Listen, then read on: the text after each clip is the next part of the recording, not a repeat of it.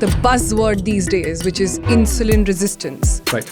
Everybody I know around me is wearing a CGM monitor these days. So what exactly is insulin resistance? When we eat carbohydrates, our blood sugar levels rise. He said when you eat carbohydrates, your body spikes in sugar. He did not say when you eat sugar, it spikes. So please note that. Yeah, that's the biggest misconception. People think that they've stopped eating sugar, then they're fine. Actually, your roti, your rice, your bread, it is same as sugar.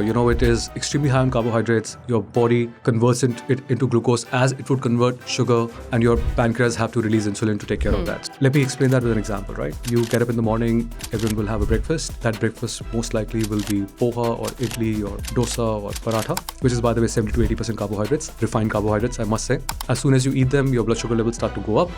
The pancreas release insulin, and insulin takes care of that glucose. So that takes about 2 to 3 hours. Now you are mid-morning, it's time for your chai, and then you will have, of course, a rusk or a biscuit or a cookie with it, which is again, made of maida, carbohydrate. It gives you a sugar rush again. Now your insulin levels are still elevated from your previous meal, but now you have dumped more glucose in your body. So your insulin not only stays elevated, but now your pancreas have to produce even more insulin, and it still stays up. Now you're in the lunchtime, and typical lunch in houses is, rajma chawal or kadhi chawal, again, which is extremely carbohydrate.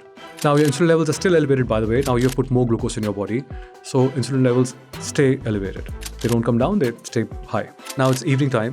We are a little bit hungry. We need a small snack. For most people, snack is a samosa or a Maggi, which is basically starch on starch, or carbohydrate on carbohydrate. And now our blood sugar levels. There we go again. So insulin is still high, by the way. And then our final meal of the day. Finally, now our body's thinking, hey, now I'm going to relax. But then we dump more carbohydrates, because most of the meals, they are, either they include chapati, rice, maybe they have a little bit of a protein, dal, a protein in the form of a dal or a paneer. Insulin levels were already quite high. Now we have dumped more glucose. So insulin levels stay high, and not only stay high, they go further up, and we go off to sleep with high elevated insulin levels. And we do this day after day after day. What happens if you have the same lifestyle, which a lot of people do for several years? That's how you become insulin resistant.